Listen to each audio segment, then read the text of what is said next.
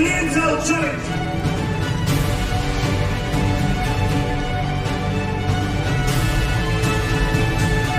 Got a big basket ahead of her though. First kill coming through to Rain, and the second down. She's done it. She's kept res in this game. Hello and welcome to the Intel Challenge 2019. Katowice, Tom, already into game 2. If you guys at home missed game 1, it was a very quick match, 16-7 in favor of Assassins against Pain Gaming. And obviously for Assassins, they're now 1 win away from making it out of the group, and for Pain Gaming, they've got some work to do.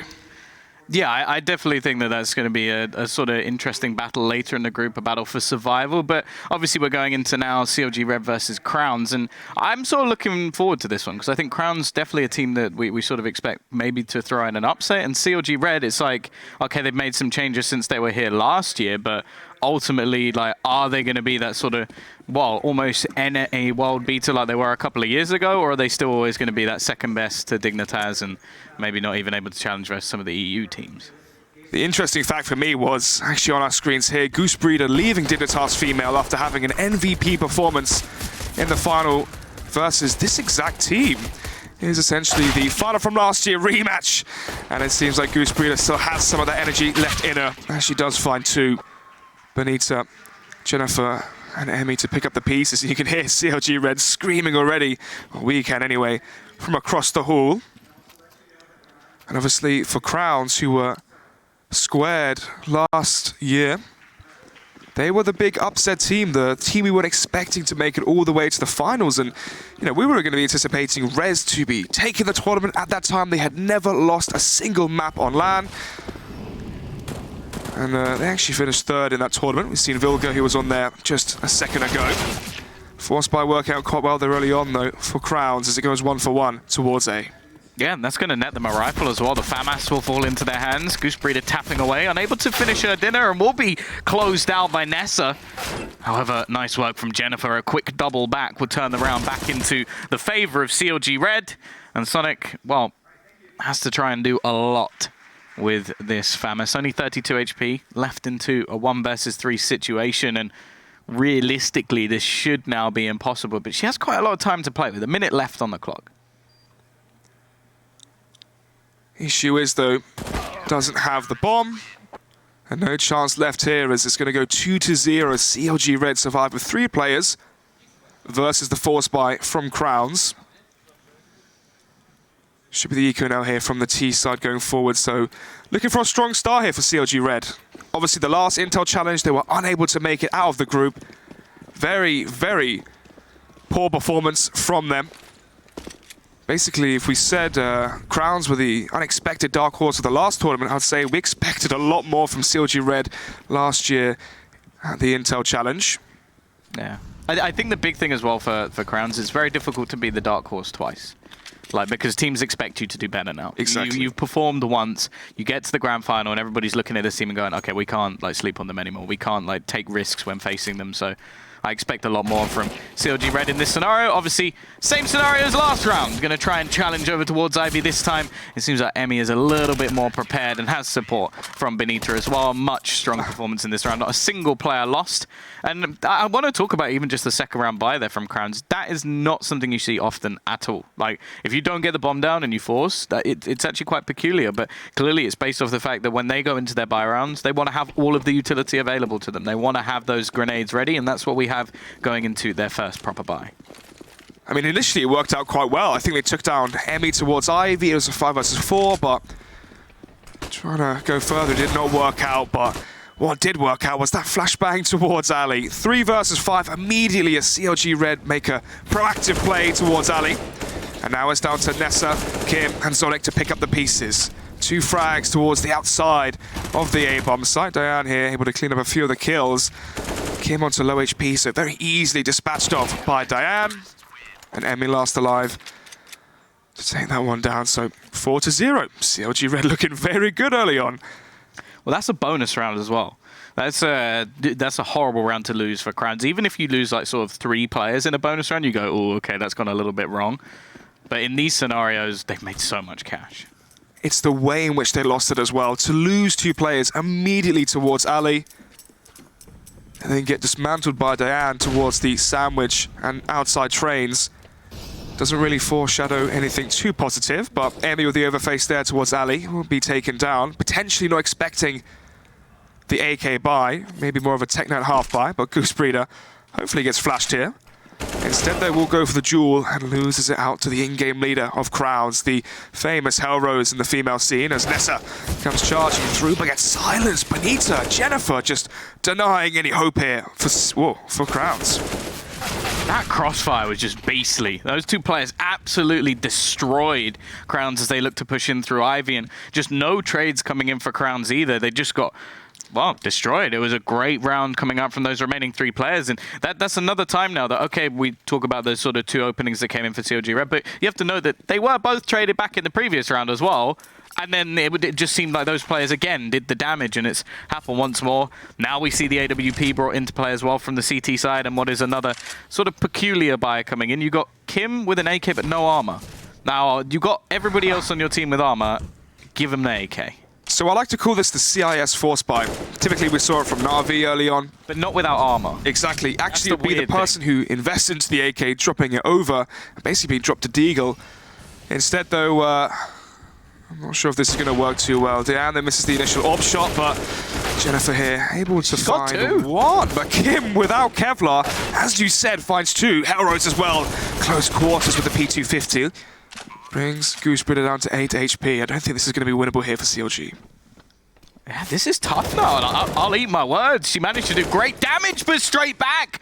Two trades available, and now Kim, the unarmored player, has to try and fight this all alone. She needs 4 kills to survive this one. Now, Goose Breeder's very low on HP, but they're just going straight for the defusal, but they don't know where she is. She's going to be able to peek out, and 4 kills with AK, no armor.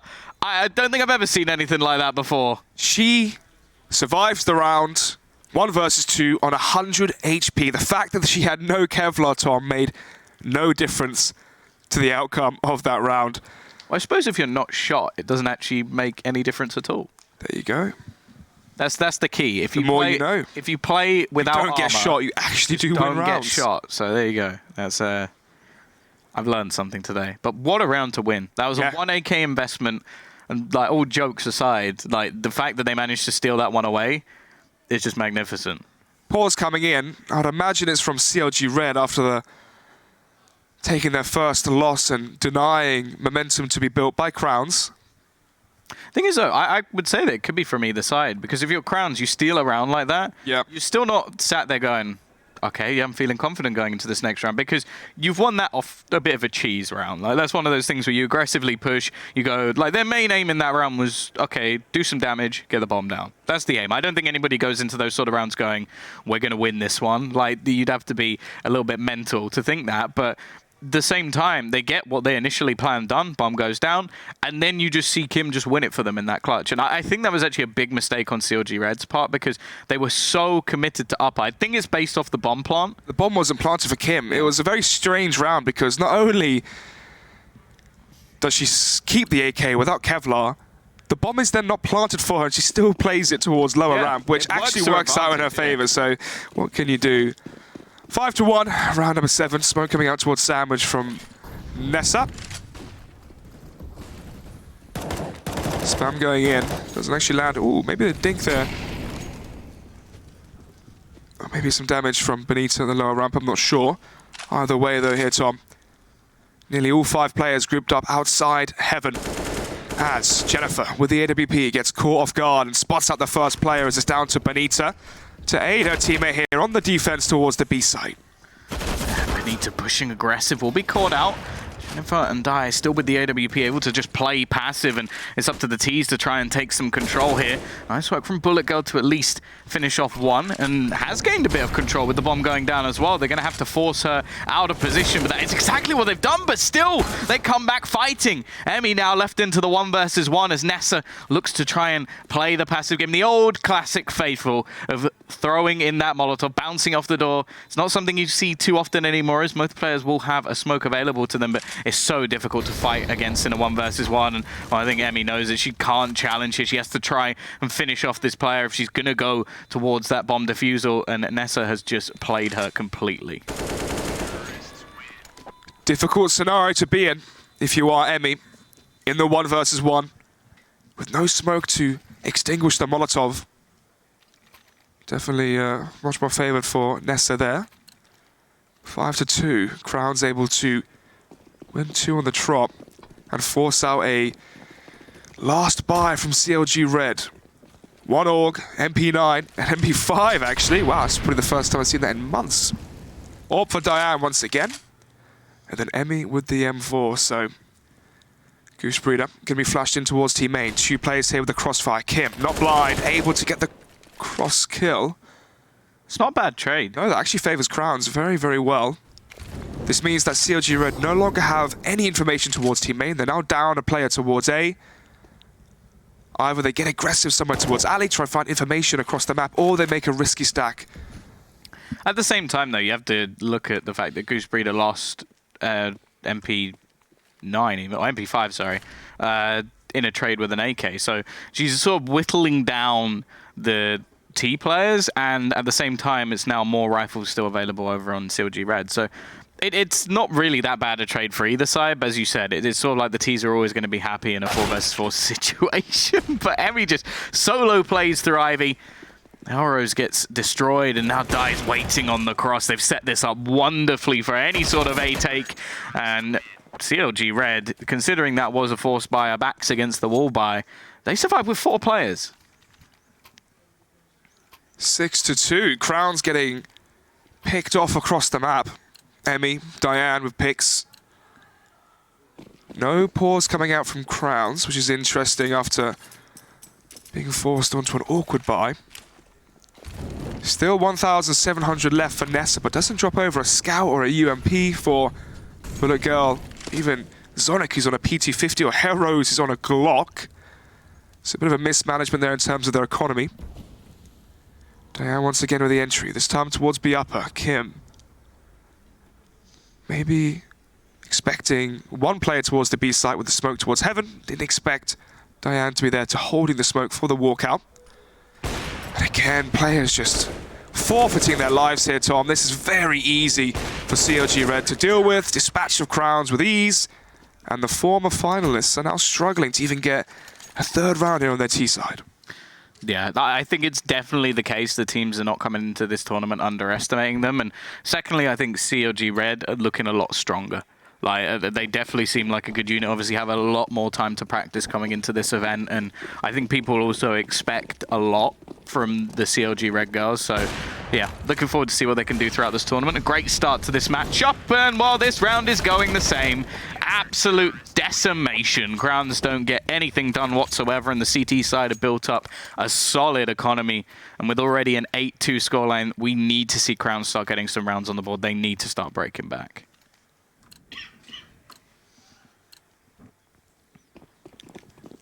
Eight to 2 as we head now into the 11th round. SG coming out from Hellrose. 4 AKs as well. Utility is fairly good as well for the Crown side. 2 smokes remaining, so they may go for the below execution. Smoke towards connector, smoke down the lower ramp. Jennifer is here. Spots out 1 player. Molotov not dropped. Kim can maybe exploit this as they're going to be pushing through. Entry found towards the B site, but Benita's here. Yeah, an important trade back. Don't want to give too much space over to the T side. That's one of the best ways to sort of dominate this B site is to just take the control, get towards the connector, but she denies that very early on. And now we see almost old style train where the T's are left so passive. It's such a difficult site to hold on to if you don't have the control, and you could just see them being forced out of angles. Great utility usage from CLG Red as they slowly pick them apart. And now they do have the smoke, but Hellrose, this flank, it could be vital. She manages to pick off 1, looks for the second as well, and we'll find it. This flank has worked perfectly, and Emmy now has to try and fight into the 1 versus 1. She's just going to get on the defusal, has the flashbang ready to try and leave Hellrose blind. She expects it so low and hits the knife kill, but CLG Red won the round. She got the defusal anyway. Down to milliseconds there towards the B site. Emmy this time wins the 1 versus 1 towards B. 9-2, and immediately the pause comes through. That might be CLG Red actually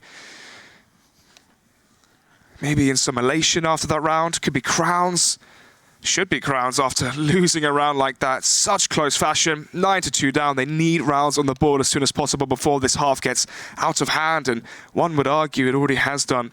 Yeah. CLG are 1 round away from double digits. This could be an 11-4 half. We saw this in the last map as well with Assassins versus Pain Gaming. That 11-4 half, so hard to come back from, especially after the change to the pistol round. Because before, you go down 11-4, you have that morale of, if we win the second half pistol, we can get 3 additional rounds and make it 11-7 and come back from that.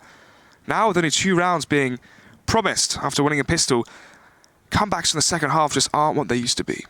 I think as well that the fashion that Crowns have managed to win their round, like bear in mind, one of the 2 rounds they got was off a no armor AK buy where Kim just played fantastically. So realistically, you need, like, if you have a couple of rounds and they're like solid executes and buy rounds, you go, at least our default worked. In this, you're sort of like, okay, at least a couple of hero plays worked. And then for CLG Red, they're going, okay, our standard buys have worked, our setups have been quite good. Even the rounds that have been close, like you look at the rounds before where they were winning with 5 players alive, they had the bank to fall back on. And the other thing to mention as well is pretty much every single player on their side is performing. The worst player, statistically, is Goosebreeder 7 and 8, and that's really not a bad score, and also has done 86 ADR. So it's like she's clearly been having impact throughout the round. So yeah, CLG Red, I doubt this is their pause, because although that was very close, maybe the only reason I can see them calling a pause is because they got a bit too excited. Yeah, that's it. Other than that, things have been going swimmingly for them. 12th round then, that last one was quite something. Zonek not having the best game so far here. 1-1-1-1. Yeah. It sounds nice, but in reality, it's not quite the best performance. When the Queen talks. Especially after 11 rounds being played out. So, Goosebreeder waiting for the play to be happening towards the A side, but actually it's Jennifer playing aggressive towards B. Again, it's this crossfire. It's been fantastic, and Benita has as well, just owning her opponents, and well, one may fall, but that is all 10-2.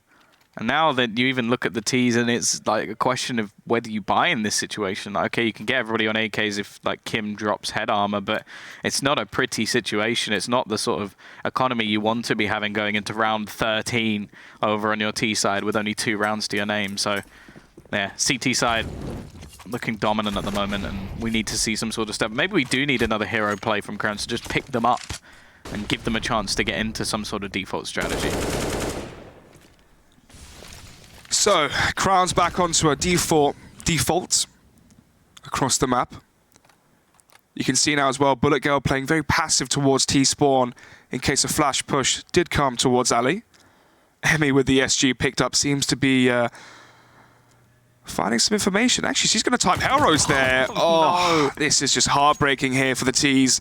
Everything going in favor of the terrorist side. At least there's a little bit of silver lining there as Diane does miss the shoulder peek towards B upper. Molotov's both going to be used as well towards the B bomb site. That's the second round in a row that the T side have been absolutely wrecked by timing. Like, you could see them holding these angles initially, and then you have the upper B push in the last round, which I think was Jennifer just completely catches her opponent off guard. This round, exactly the same thing. They're holding. It's like, okay, we'll wait for somebody to push into Ivy. Okay, they're not coming, and then that person pushes. That's just bad luck. You can't really say anything else other than that. And again, they're going to go pushing in, and this time Emmy has repositioned, looking further back, even going for the players in A main. She's done a hell of a lot of damage, and then Benita every time. She's just there with the trade, just doing pure damage at the moment. Another double for her. Kim's the only one left alive, and Benita is just on fire, destroying Crowns. And well, I think we've got a new queen. Well, when we saw CLG Red play Train last year, watching the games back, CLG Red played so scared and passive, and they were terrified to push and make plays. Couldn't be a much more of a stark contrast this year around. Emmy playing so aggressive, Benita on fire, Diane with the AWP getting so aggressive towards the B site. And now we're seeing CLG Red play with confidence. And right now they are definitely showing up. Maybe Goosebreeder coming with that championship mentality, aiding them with that. Diane holding for the peak here towards Ali. Once again, the force buy this time, Hellrose has the AK and Kevlar to back it up. Apart from that though, just a quasi buy across the board. Kevlar, pistols, and the single investment into utility onto Kim.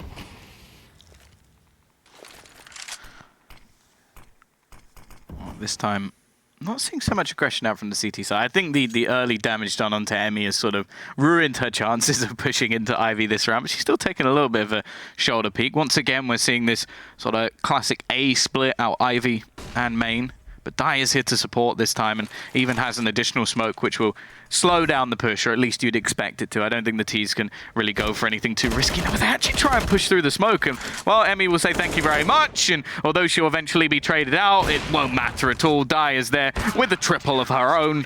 And, yeah, that was just a bit disjointed. I think the T's trying to be a little bit more surprising. Obviously, it's one of those pistol rounds where you don't really have much in. I just saw Benita buy a PP Bison. Obviously a mistake. She has so much money that she could drop another, like, 8 of them and it wouldn't be much of a problem. But, yeah, I thought there was going to be some pure BM in the last round of her just running in with a Bison. But, unfortunately, my dreams have not come true in this scenario. Neither have Bullet Girls.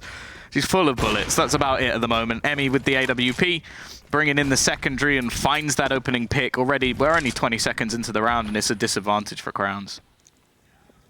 And this is the final round of the half. We're looking at potentially a 13-2. Yeah, that's a tough one to come back from. I mean, look at the map as well. Diane with the AWP has got aggressive towards B upper once again, allowing for the additional rotation. Benita not having to worry about the B site, can now play towards connector. And this makes things even more difficult for Crowns. Not only are they a player down, but CLG Red have such a good read on where Crowns are going to be. And this lead may extend as Nessa and Hellrose are walking into eventual demise towards B upper. And there you go, one down, but ooh, swift trade there from Kim. 2-player rotation now towards the B site. Ooh, this might be a bit of a misread. Obviously, there's still left a couple of players there, but Nessa's already made her way out of A main. Strong position towards the side, but Goose Breeder now. We speak about, like, statistically not having the best. Jeez. But she just gets a triple and ends this half. That was just a masterclass from CLG Red. But I feel like towards the last few rounds, we see Crowns get into what is just called desperation plays. Like the beginning of this round, we see Bullet Girl just run out A main and hope that she finds a kill. And those are the sort of situations that, okay, maybe once or twice you'll catch someone off guard, but CLG Red was so ready for those sort of plays, those sort of pushes, and it was just an easy kill to open things up. And I think that's more just like, if we saw a couple more rounds early on for Crowns, they probably have a chance to fall into their default, but obviously going 5-0 down, finally winning a round off a hero play, then getting reset just they one won round two. later. They won 2 rounds in a row. Obviously, they're 13-2 down. But the issue was they got instantly reset, as you said, but it's the 1v1s that they were winning. They didn't have a round where they played versus an eco or a quasi-buy where they could start to farm up the cash and have a buffer of money to work on if they did lose, which meant the harsh reset came forward, and on the pistols, they just got demolished. Emmy and Benita being so prevalent towards the outside site, and Diane towards B was very difficult to deal with. So push coming in towards the B site. Emmy and co feeling very confident towards B. Yeah, there's 3 players here, though, for the CT side. They've definitely got the right read in terms of the start of this pistol. Couple of smokes and flashbangs ready for the teams. They're not frightened of this. They're going straight into the site with, as I said, 3 players there, and they've left a couple of players blind already. One will be traded out, but Sonic in the corner at least manages to get herself a couple. The problem being, though, the trades are effective from CLG Red, and Nessa needs to be a bit of a hero here. Now, she has managed to find the opener. Brings it back into a 2 versus 2. She's got a smoke and a kit as well. The fact is, though, the T's, they're just going to play around that bomb, and Jennifer with the P250 will just finish off both 14 and 2. As if it couldn't get any worse for Crowns, they now lose that second pistol. Quad kill for Jennifer towards the B site. CLG Red, all they did was show presence towards B upper, waited 15 to 10 seconds to mimic as if they had walked back all the way to T spawn in towards T main. No one was aggressive from Crowns to have the information that they weren't actually going to be going towards the A site. Simple execution towards B, and the job is done. Emmy, ooh, very confident comes barreling in towards the B bomb site. Maybe a bit too confident as 2 players walk into their demise against Sonic. Nearly as many kills as she had in the first half, actually. Just goes to show the struggle that they faced. 3 versus 2, there may be a 3rd round here for Crowns at best. Yeah, and this is important. They've left some AKs on the floor here. Now, the CTs aren't actually going to be able to get to them. They've already rotated in, and Goosebreeder catches one, but nice shots from Nessa. Will bring them in a third round. They've at least grabbed themselves that lifeline, that small light at the end of the tunnel. But the fact is, you know that there's going to be a train coming through soon from CLG Red. I expect them to force in this situation because the money's just not there. They won't get a better buy even into the next round. It'll be some Galeals or SMGs. And honestly, when you have an 11-round buffer, you could have a round like this. Give yourself a little bit of a, let's try and do it with the pistols. Getting confident on LAN as well is especially important. Being able to be calm, relaxed, and loose in the server. For the first time in this matchup, we witnessed CLG Red on the eco. Maybe still some nerves there from Kim as she does. I think that's pressure. Yeah, fail the smoke. And obviously we know that Hellrose is quite an emotional in-game leader, so I can't imagine she's too happy right now with what she's witnessing. 5 versus 2. Clinical play here from Crowns, but it's just 15 rounds too late.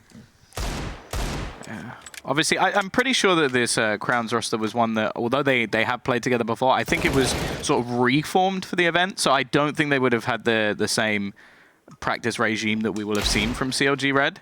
Emmy, though, trying to make things interesting, but shouldn't have much hope in this scenario. But yeah, basically what I'm saying is I think that, well, obviously this is more just me guessing, but I imagine that CLG have had a much stricter practice regime over the last couple of months than what we'll see from this Crowns roster, and I think it shows. They really are performing in this matchup, and I have to say, for me at least, I was here a couple of years ago. I know that you were here last year. I think this is looking like one of the most competitive Intel challenges we've ever seen. There's so many different teams that could do damage. Obviously, we've got the sort of Dignitas of the team that everybody expects to perform. Then you've got CLG Red, who've recently, well, not that recent. This is a very different CLG Red to what we saw last year. They've stolen a player. Then obviously you've got the Besiktas lineup. Again, a lot of weight thrown behind the players on that team. And then you've got 2 of the players who left that team and then went and joined, obviously one of the players from Assassins, yeah. Yeah, they've had a Candy from the Russian Forces girls who won WSG. There's a lot there, and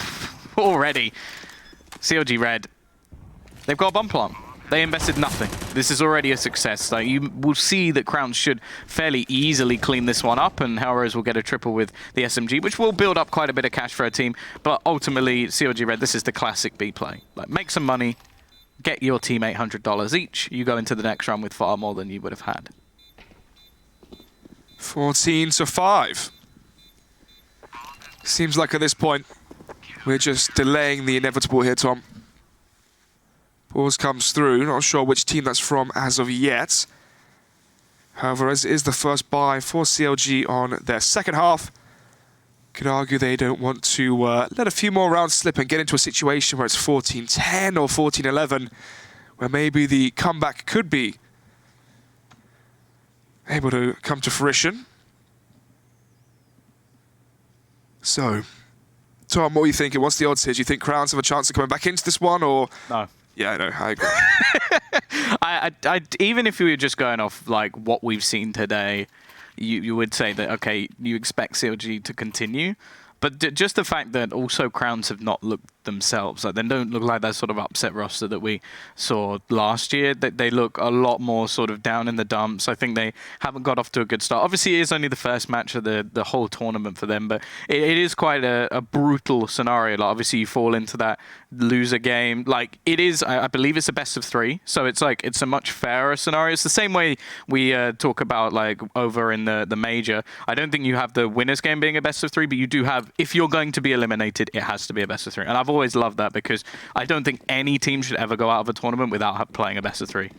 Yeah, I remember watching in DreamHack, actually, Complexity playing versus Astralis then North, getting 16-2, 16-4, and going straight home. Yeah, it's just a horrible scenario. So especially if you're coming from, say, Australia or America and playing in EU, those long-haul flights aren't the most fun, and neither's being sprayed down by Hellrose.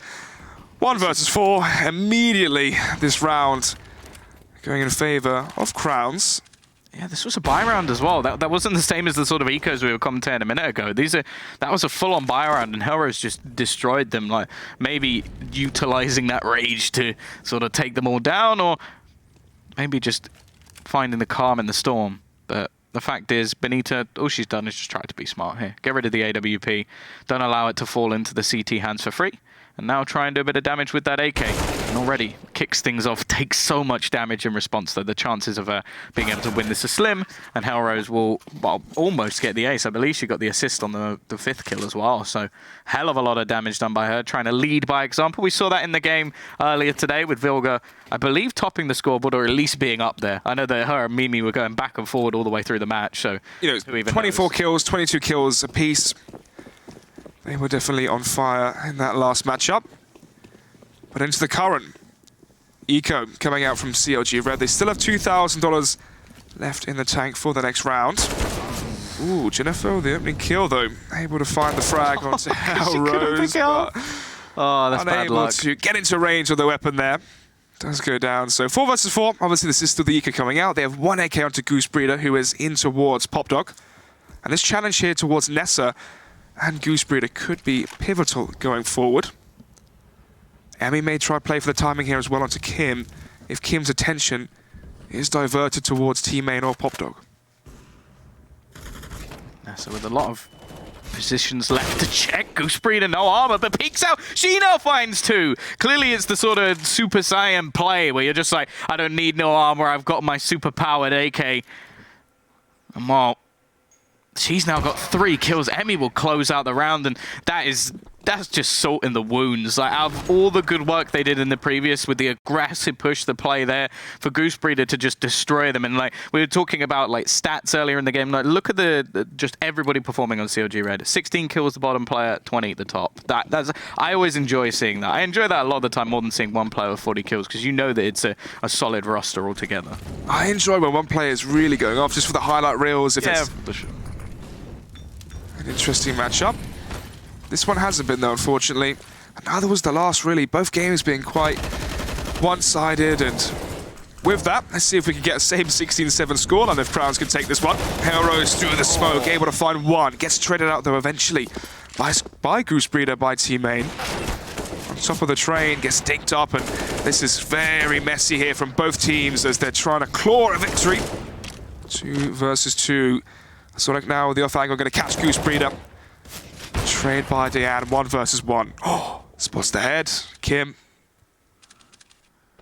Yeah, that's all the information she needs. Knows exactly where the final player is. Now, she got lots of time. She could even just try and grab the bomb and rotate away. Like, that's the problem. Like, Kim doesn't have any information here. And although... Just go B. Yeah. That's pretty much it. I think that for Diane, unless she wants to try and play the mind games and fool her opponent, this is going to be a really difficult position, because Diane can now plant the bomb wherever she wants. And the problem with that is she can play from anywhere. She's actually just going to stick it in default. And to be honest, that's not bad in this scenario. There's no smoke for Kim, so like baiting her out is going to be very difficult. And she's just going to be waiting for the player to rotate through the connector. If she can catch this shot, this could be one of the easiest clutches ever. But instead, actually opts to fall back. Maybe a little bit wary of the flank coming in from behind. Instead, just going to try and play the clock, burn it down, force Kim into some sort of defusal situation, which, as said, without a smoke, is going to be very, very difficult indeed. Even as the nades sort of bounce off of the door, but it's all just bait as she'll peek in at 1 HP. She's just surviving. The fact is, she can't really afford to peek into this one, otherwise she will go down to Kim, and Kim plays it perfectly. No, she has the kit. She has the defusal, I think. Oh, she does indeed. Maybe 1-2 seconds left there on the bomb. Diane going for the full commit on the face with the P250. I think that's one of those things where in hindsight, you realize that obviously to defuse it takes 5 seconds. If you wait the 2, you win. Because even if you peek there after she's like supposedly started defusing, if you wait a couple of seconds, then if she lets go, you already win. But as said, that's hindsight for you. Of course. And also, if she shorter peeks, spots that the bomb wasn't being defused, fell back. Again, could have been her round, but that was a round which really did dent the money for Crowns. I mean, Nessa now on a FAMAS, only 1 AUG and 1 AWP from Bullet Girl. Not really performing too well in this matchup. Last year's Intel Challenge, she was one of the star players, if not the star player, for Crowns. Benita, though, holding for the aggression in towards teammate. Hellrose goes down, and now the reply from CLG Red is to take control towards Ali, forcing back Kim towards green train. And now they can flash the end here, maybe go through the back lines, go towards B if they were thinking that. But considering they have a player in towards team A, they may as well just split towards A. Right around the corner, Kim left completely blind, but Nessa's aggression has actually helped significantly. She now has a strong position in this round over towards team A, and well, the T's are going to have to try and either plant for a position where she's not going to have any impact, or try and isolate her out. Now, the bomb is going to be going down. There's not really anything that the CT side can do about that. And in fact, it looks like Nessa's going to try and reposition. The problem is Jennifer is waiting just down the bottom of the ladder, even hits the headshot on the drop, and Bullet Girl now left in a horrible situation, doesn't manage to connect the first with the AWP, and that's all the information that's needed for CLG Red. They can just burn this clock down. It's a 1 versus 3. Bullet Girl would have to just pull off something ridiculous here, and it's not going to happen. CLG Red will get themselves the victory, exactly the same scoreline as the last, and well, we've seen two teams this morning actually be quite dominant in their victories. Yeah, Assassins 16-7 against Pain Gaming in the opening match at Inferno, and that last one there, Train, going in favor of CLG Red versus the former finalists of last year's Intel Challenge. Yeah, I mean, what can you say, really, apart from the fact that CLG Red look extremely reformed, having Gooseberry on the lineup, maybe the experience there of having the former champion on the roster has, I'm not sure, shaking up the team in a good way. They're playing so confident, playing as if almost they are the champions of the last event, with the aggression, the confidence, the shots were landing as well for them. But obviously, it's only a best-of-1, Tom, and it's only the first matchup. So, going to be interesting to see how this affects the tournament going forward, because, well, we have one of the favorites, Besiktas, in that same group with CLG Red. I think they're expected to be playing Crowns in that winners matchup to make it out the group with the first seed. So, yeah, this whole group's been thrown up in the air. Yeah, I think a lot of teams I expected CLG Red to play very well going into this. Like, although we haven't seen a lot of them, like recently you don't a lot because there's not a lot of female tournaments. So, yeah, I'm not sure Besiktas really would have planned, or either of the teams really planned too much for who they're going to come up against. Obviously, they're just going to look at, okay, we need to make sure that we're ready for Dignitas. We need to make sure that we're ready for like old teammates and such. But either way, I think it makes the groups very exciting. As I said, I think this is one of the most stacked Intel challenges. Oh, definitely, in years, essentially. So yeah, first two games ended in a 16-7. Hopefully the next one's a bit more competitive for our enjoyment. Our winners match. A winners match, yeah, hopefully. So join us back shortly, 10-15 minutes or so, and we'll be back with game number 3.